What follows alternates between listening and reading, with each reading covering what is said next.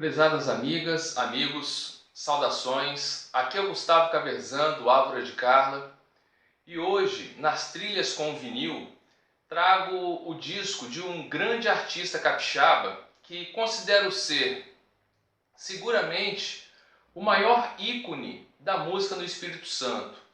Falo de Maurício de Oliveira, um gênio do violão cujo trabalho tem o peso do reconhecimento nacional e também teve a sua expressão no exterior.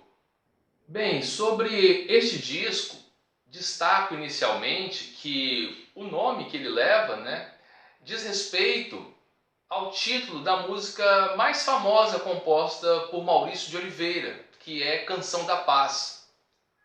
E quando a gente cita essa música, vem sempre à tona uma história muito conhecida da carreira do Maurício de Oliveira, que é o fato dele ter participado em 1955 de um festival de música internacional em Varsóvia, na Polônia. E à época ele apresentou um repertório, erudito, interpretando obras de Chopin, Bach, e incluiu a este repertório uma música autoral, que é justamente Canção da Paz. E a apresentação dele foi muito bem assimilada e convincente de que ali se tratava de um excelente talento, musical, um grande violonista. E isso lhe rendeu um segundo lugar neste festival, onde tal premiação gerou uma repercussão bastante positiva para a continuidade muito bem sucedida da sua carreira.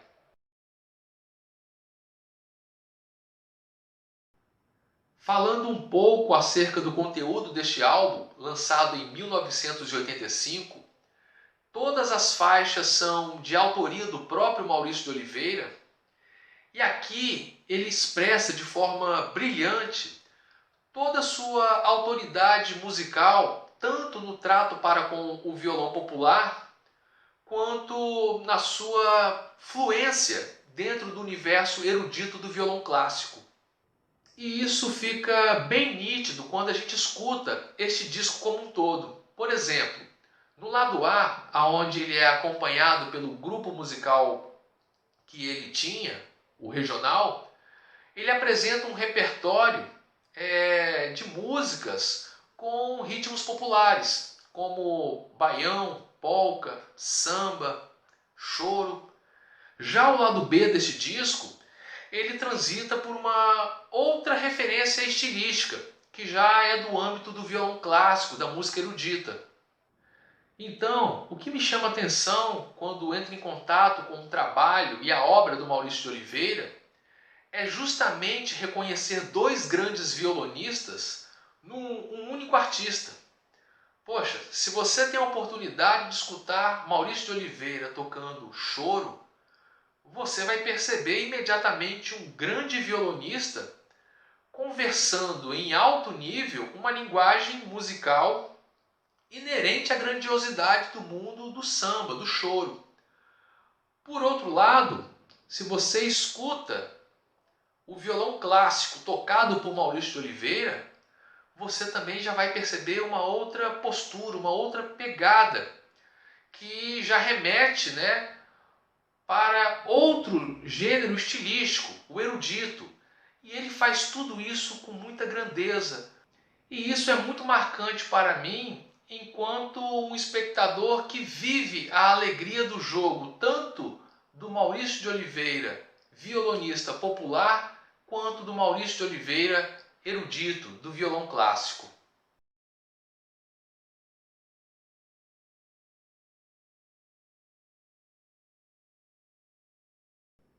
Um detalhe que a gente observa no rótulo de identificação do disco é que ele foi lançado pela Codesa. E a Codesa não é um selo, de distribuição musical, não é uma gravadora. A Codesa diz respeito ao Porto de Vitória como um todo. É a Companhia Docas do Espírito Santo. Então a gente identifica aqui um patrocínio muito bom. O disco realmente foi gravado num ótimo estúdio, teve uma ótima produção, ele soa, né, muito bem. A gente observa um trabalho gráfico excelente. Poxa, um LP capa dupla com encarte perfeito. Entretanto, ao que parece, esse disco teve uma tiragem limitada, não teve uma grande distribuição. E às vezes pode acontecer da situação de mercado desses discos se concentrar mais na região natal do artista, do patrocinador. E eu percebo um pouco isso com artistas capixabas, principalmente com seus discos, né, lançados nas décadas de 80 e 90. Por exemplo, quando eu frequentava mais lojas de discos usados, sebos, aqui na Grande Vitória, eu costumava encontrar discos, né, de artistas capixabas e muitas vezes com autógrafo e com dedicatórias, né, assinadas ali pelo próprio artista, pelo próprio músico. Isso me faz imaginar também que muito dessa distribuição de certos trabalhos, né, se concentravam ali em apresentações, em shows, dentro de um circuito mais próximo, né, da vida de trabalho do artista.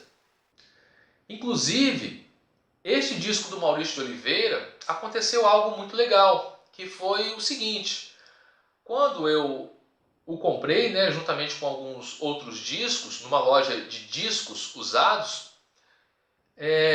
isso já tem um tempo. Eu estou com esse disco aqui já há aproximadamente uns 20 anos, se bobear até um pouco mais. Mas o legal foi o seguinte: quando eu comprei eu não percebi, né, na hora. Mas quando eu cheguei em casa, aí a gente começa a manusear, né, os discos que a gente compra com mais calma, né, tira a poeirinha, dá um trato no disco, na capa, a gente começa a ler o encarte, a entrar em contato com o repertório do disco. Então, neste momento, eu percebi que o encarte do disco estava autografado pelo Maurício de Oliveira. Olha que legal, né? Tem uma pequena dedicatória e um autógrafo do Maurício de Oliveira. Eu vou até mostrar aqui, ó. Olha que bacana.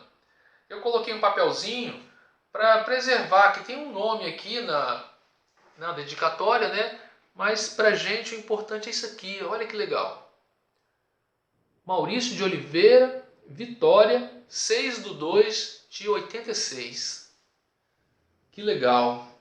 E isso, como eu estou falando para vocês, eu também tenho um disco que eu comprei no sebo, que tem o autógrafo aqui, né, do Chico Lessa. Esse disco aqui, Chico Lessa também é um grande músico, um grande violonista, já na linha da bossa nova, né? Aqui, ó, tem uma pequena dedicatória e aqui, ó, Chico Lessa. Inclusive, este disco aqui tem a participação do guitarrista Toninho Horta. É muito legal, é um disco que tem uma faixa, né, em cada lado. Poxa, mas é bacana, eu gosto muito desse disco aqui também.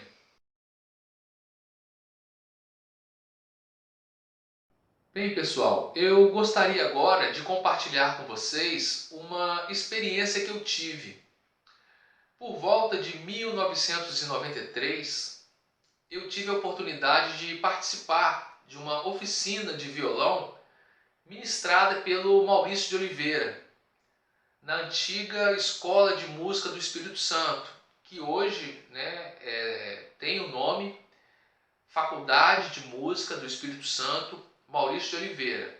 Mas antes de contar essa história, eu quero abrir um pequeno parênteses aqui.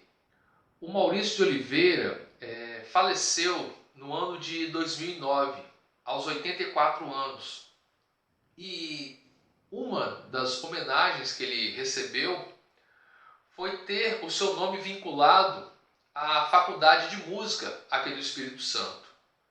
Então hoje a FAMES é chamada de Faculdade de Música do Espírito Santo Maurício de Oliveira. Então falando um pouco sobre esse episódio que eu vivi ali por volta de 1993, eu destaco um momento que eu trago à lembrança de uma forma muito bonita, que foi o seguinte: num determinado momento ali da oficina, né, de violão, onde o Maurício de Oliveira estava expondo alguns conceitos sobre harmonia, eu sentindo dificuldade, né, de entender uma certa questão, esperei, né, um momento adequado e me aproximei do Maurício de Oliveira e, todo humilde, né, cheguei e falei, né, para o mestre: poxa, o senhor, por favor, poderia explicar para mim um pouco mais sobre essa questão, porque eu ainda estou com um pouco de dificuldade. E ele, todo atencioso, pegou meu caderninho de música, caderno pautado, né, sentou do meu lado e escreveu ali. Na verdade, ele cifrou, né, um pequeno trecho da música Carinhoso do Pixinguinha para explicar, né, para exemplificar aquilo que ele estava apresentando. E esse foi o meu único contato com a pessoa do Maurício de Oliveira. Mas para mim, esse fato teve um simbolismo muito especial, o que me leva a ter uma grande consideração para com a sua memória. Antes de finalizar este vídeo, quero chamar a atenção para a beleza da capa deste álbum. Trata-se de uma linda aquarela do artista Wagner César Veiga, representando a Baía de Vitória na região portuária, tendo como destaque um grande cartão postal da cidade, que é o Penedo, essa montanha majestosa que se impõe logo na entrada do canal do Porto de Vitória. Meu amigo, minha amiga, então essa foi a nossa conversa de hoje.